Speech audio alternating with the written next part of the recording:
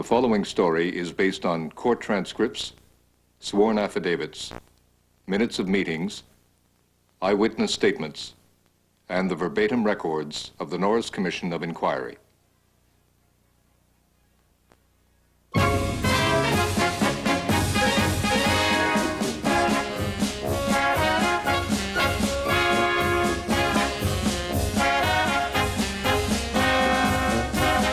Because of him, men once feared to walk the streets. A judge once called him a Frankenstein monster. A fellow union leader called him a psychopathic brute. And yet, when he got himself in trouble, cabinet ministers rushed to his defense. One minister said it was rather fun having our own gangster. He was Hal C. Banks, and in the 1950s, he was as famous as Barbara Ann Scott.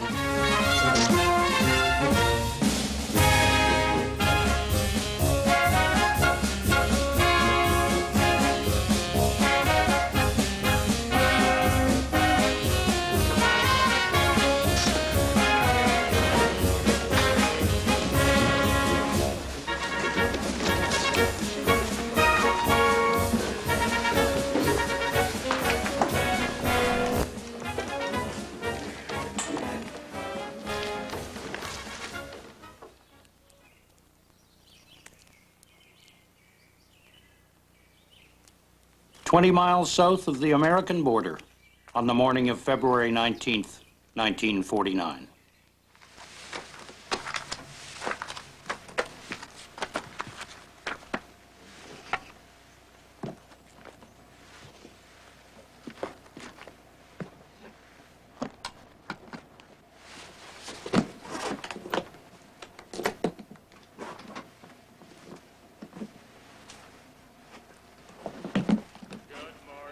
Good morning. We've danced the whole night through. Good morning. Good morning to you. Good morning. Good morning. It's great to stay up late. Good morning. Good morning to you.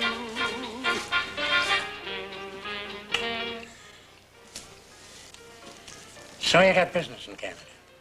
Yeah, What kind of business? money. None of you. None of your business. Mind Canadian change? No, I don't know. They got a king up there. Yeah, same king as England, but they talk like this. They like American money. They love it. Good.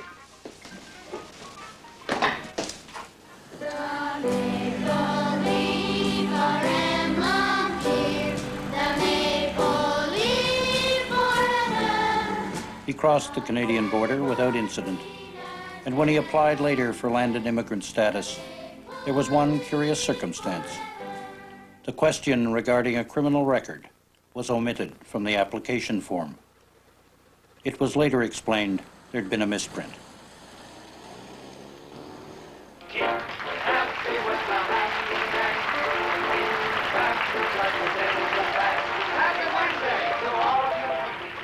Be sure to tune in tomorrow at 1:15 when Bert Pearl and the Happy Gang come to you once again from CBC Toronto.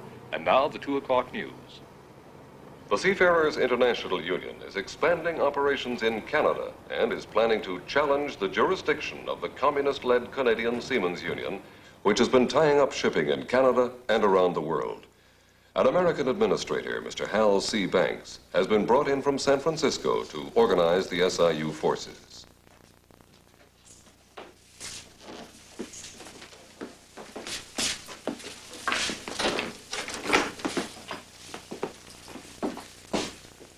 You Maurice? Oui. Maurice, you're holding receipt books that belong to us. If you want them, why didn't you ask? I'm not holding any receipt book. You dismissed us so fast, I didn't have time to get them back. If that's what you want, well, all you have Maurice. to do is...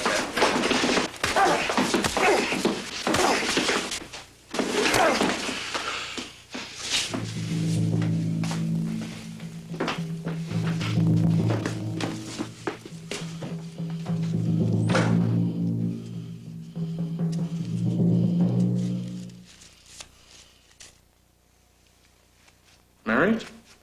Nice. If anyone asks, you were trying to cross the CSU picket lines. And if you forget what I'm telling you, I expect Mr. Banks will want to have one of his little conversations with your wife. My darling, haven't even had time to get my socks from the customs house. Ha ha. Wish I could get you here right away, but you would not enjoy it here now, as I would only see you about 10 minutes a day. Have a little tank of fish in my office. I enjoy them. I am well and safe, so don't worry about me, as you know that I find my way around all right and take good care of myself. Can I help you? Yeah, how about some of these? Well, the baseball bats are $8.98 and the softball $6.69. Boy, you don't just have a team, you must have a whole league, huh? Yeah, hard ball. Do you need any balls? Balls, you kidding? What do you got in bicycle chains?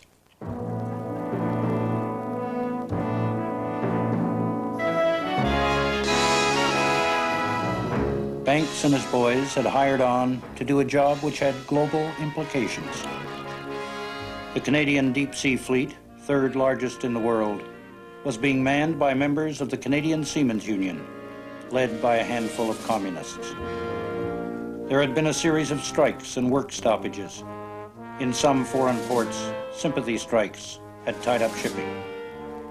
It was assumed that much of this activity was being directed from Moscow. The Cold War was at its height, and Banks had been asked by the Canadian government to break up the communist-led CSU by whatever means he deemed appropriate.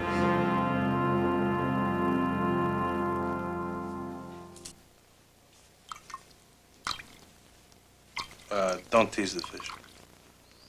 What's this? Not one of them piranhas, is it? Just don't tease it, Paul.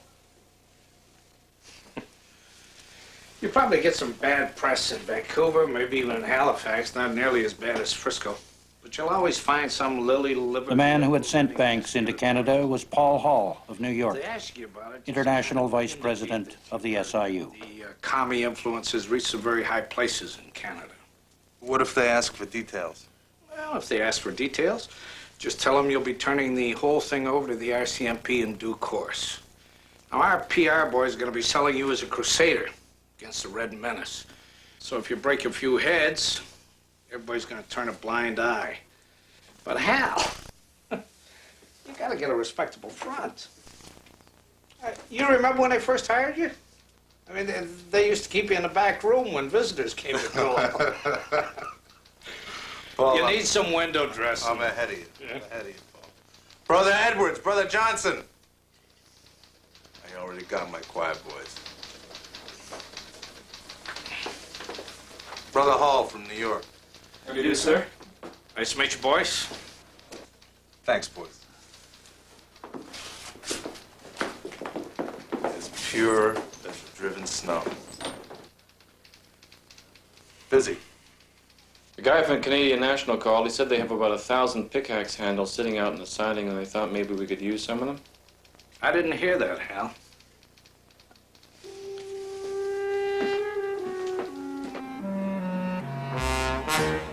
The port of Halifax, where 11 ships were strike-bound, was to be the chief battleground. On the night of April 8th, 1949, only a corporal's guard of CSU picketers was on duty when newly recruited members of Hal Banks' SIU stormed off a train from Montreal.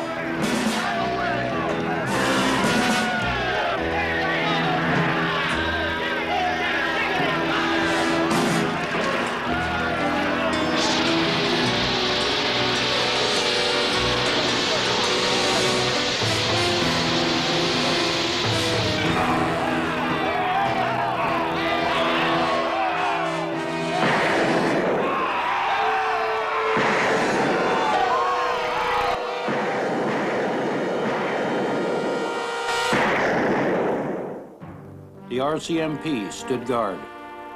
The shipping master signed on the new crew with no questions asked. The next day, the ship would be on the high seas. In the face of SIU goons, opposition across the country collapsed, and the few pockets of resistance were quickly mopped up.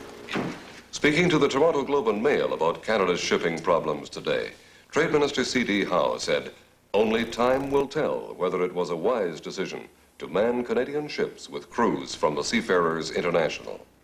In 13 months, the communist-led CSU had been destroyed. New crews recruited by Hal Banks and the SIU were manning 157 Canadian ships, sailing out of every port from Halifax to Vancouver. Any communist threat to Canadian shipping no longer existed.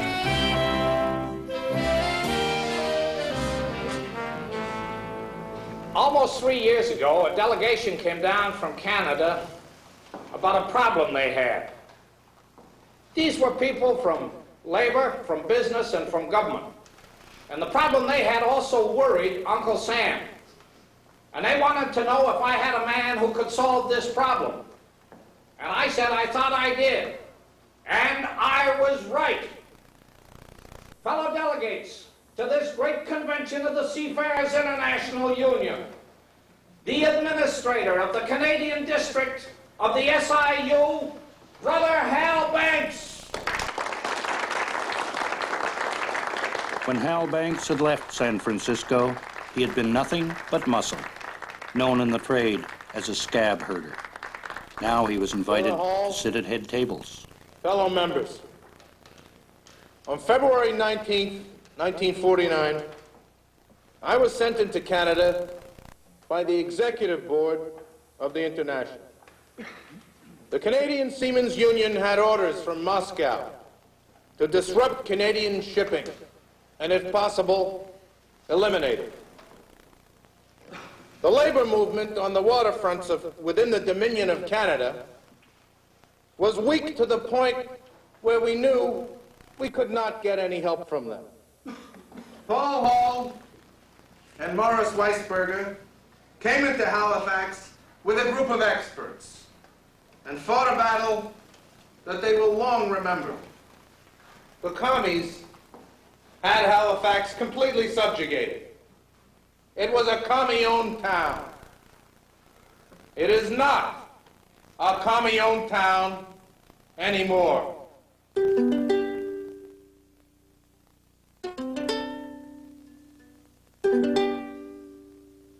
All right, this one's for Jimmy. He loves this song. Swing low,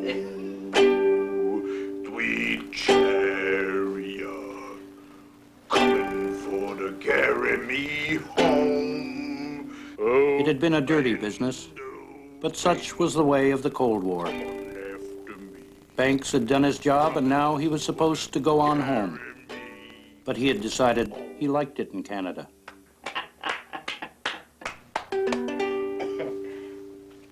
Other unions were not standing in his way.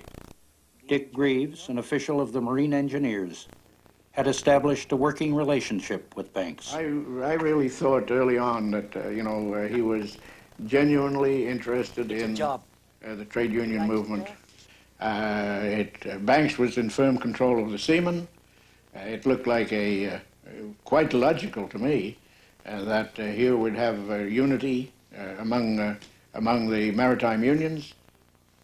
The Canadian government was also happy to have Banks stay aboard. It was the time of the communist witch hunts, and Banks was a useful ally. You know, Dick, someday I may be prime minister of this country. But I mean a real prime minister, not like your Uncle Louis, like Sir Winston Churchill. we shall fight on the beaches. We shall Excuse me, fight. sir. You asked me to crew up the SS Montreal City? We shall never surrender. They want 30 men. 10 seamen, 6 oil firemen, 3 oilers, 1 bosun, 1 donkey man, 1 carpenter, chief cook, second cook, galley boy, messenger, and messman. Hurry and do it, boy!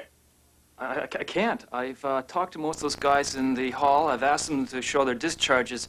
Most of these men have never been to sea before. Line up 30 men, for Christ's sake. What the hell these companies want?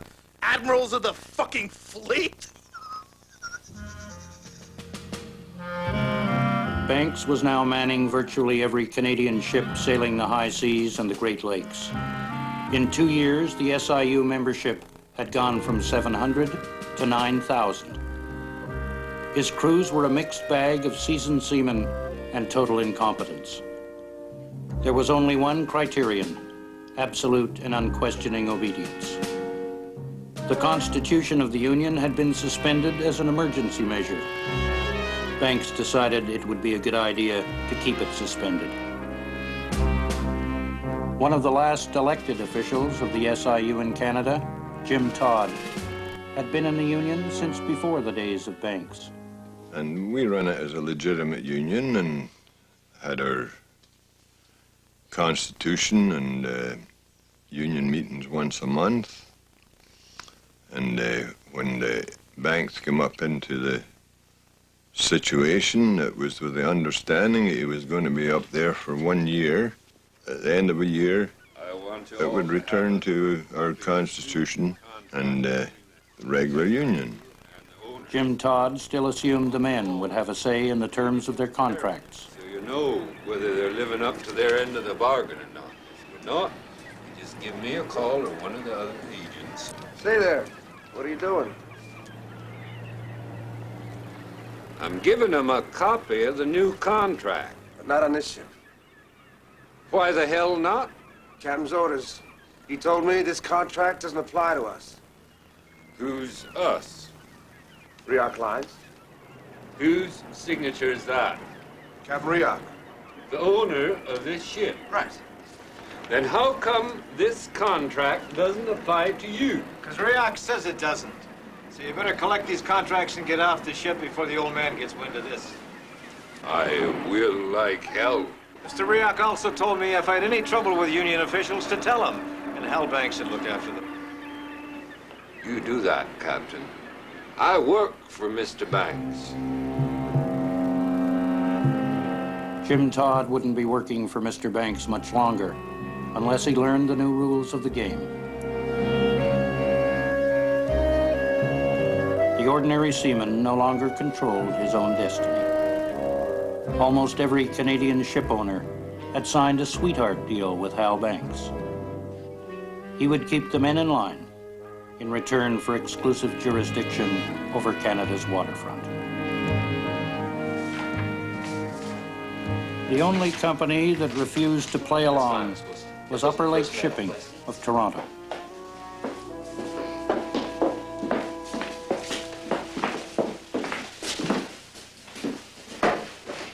Have a seat. And you are... Al Banks, SIU. This is Jimmy. Oh, Jimmy? Mr. Halbman, as personnel manager of the Upper Lake Shipping, I understand that you're authorized to sign an agreement with us for your unlicensed personnel. Why don't you go out and organize them? That's a standard procedure. There's a ship lying at our elevator right now. That's not the way we operate. Well, we do. There's something known as the Canadian Labor Relations Act. Well, we have our own way of doing things. And we've got the cooperation of the Canadian government. Good for you. Well, what I said stands. You'll be begging to sign with us before we're finished. You'll be begging when you find out that you can't operate your ships in the United States. Not one American longshoreman will touch your fucking ships. Goodbye, Mr. Banks. I'll be looking forward to seeing you again, Mr. Hardman. Hal Banks made good his threat. In a matter of days, Upper Lake Shipping was paralyzed. At every American port on the Great Lakes, they were boycotted. The company had no choice. It signed with Banks.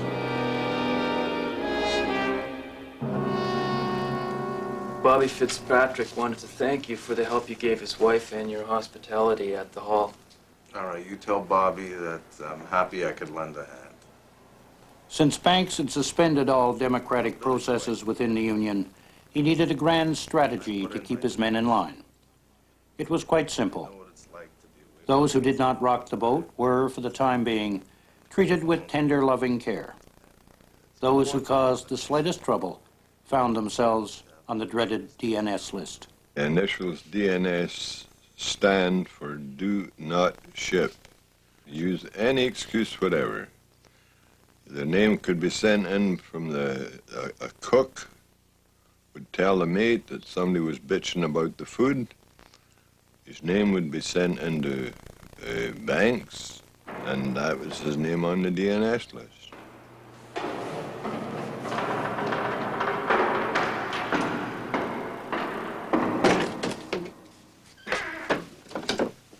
Ow! What's your name? Boss, you know who I am. You gotta get off. Get off. Why? You've been DNS'd. DNS'd? Why? Well, do you know why? Might. Tell me, for Christ's sake. Maybe I can straighten it out. All I need to tell you is you gotta get off. You've been DNS'd. Look, I've been a member of this here union since 1949. I'm paid up, and you're gonna tell me why I've been DNS'd. I ain't getting off. I'm paid up. I'm paid up right to date. Well, you're not. Your little book isn't gonna help you. You've been in arrears since 1949. That's 8 years ago, for Christ's sakes. How much do they say I owe? I don't know a goddamn cent or they wouldn't let me sail. You know that. How much? $32. I'll pay it. Not to me, you won't. To me, it makes no difference whether it's $32 or 32,000. You've been DNS'd, so get. Look, I've been 13 years on the boats.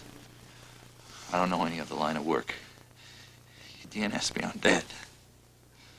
My wife's sick. So you go home and you take care of her. Then you come back in 99 years.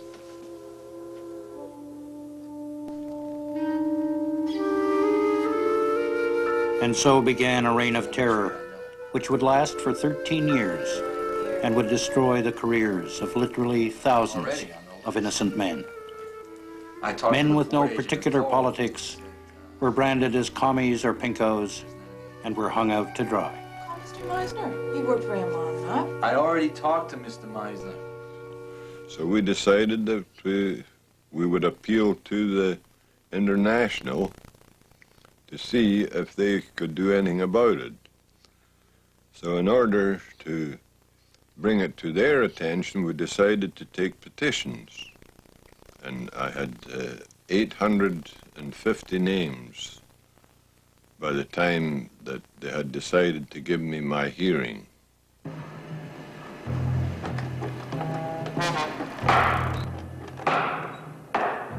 October 3rd, 1952.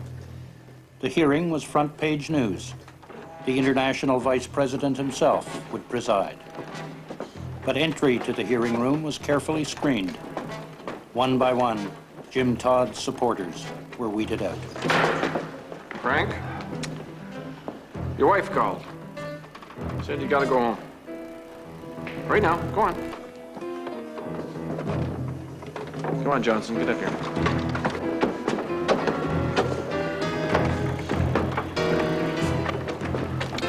Mr. Todd?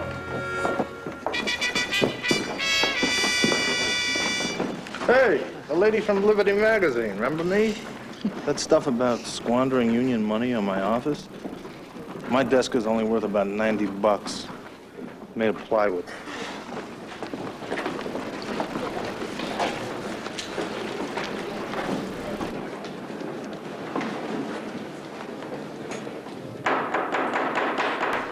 This meeting will come to order now. Please record that the time this meeting was called was approximately 3 p.m.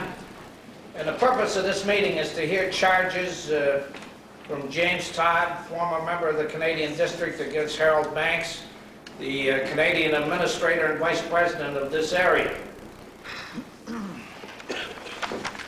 Jimmy, would you mind reading into the record your request? If you could read that out loud to the hearing, please? Yes. We request the immediate dismissal of Hal C. Banks as director of the Canadian District of the Seafarers International Union of North America. We request a complete audit of the Canadian District books. We request immediate revision of the do not ship lists. Shall I keep reading? Yeah, just go right ahead, Jimmy. Mr. Hal C. Banks maintains a blacklist which he refers to as the do not ship list. That is the most unfair and undemocratic form of keeping an upper hand over the membership. A case in point.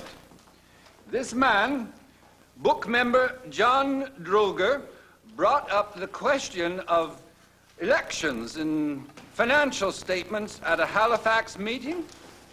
Well, a short time later, his name appears on the DNS list. Should I go on? You got more to say, Jimmy? Just go ahead. Mr. Banks went to the convention in San Francisco in 1951 to report on the Canadian District and dwelt with the question of commies all around us.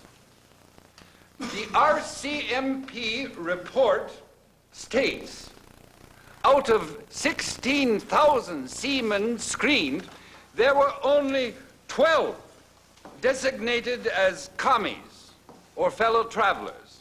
Now, Mr. Banks knew this ahead of the official report, yet he deliberately stated a falsehood, leading the San Francisco delegates to believe that there were commies in Canada, painting a false picture of this. This stopped autonomy and proper development in the Canadian District in 1951. Your committee has given consideration to the request for autonomy in the Canadian District. And our feelings on this is that this is a very young district. It's composed of many young seamen. And we feel at the present time there isn't the maturity in the leadership here to combat the many problems that may come up in the Canadian maritime industry. Also, A few senior officials of other unions were invited to lend an air of respectability, but gradually it became clear that Jim Todd, and not Hal Banks, was the man on trial. He had been allowed only one supporter, John Droger. The rest were deadbeats, goons, and a few ordinary members. This was to be a lesson to anyone who dared question Banks' stewardship. It began in late afternoon and went on into the early morning.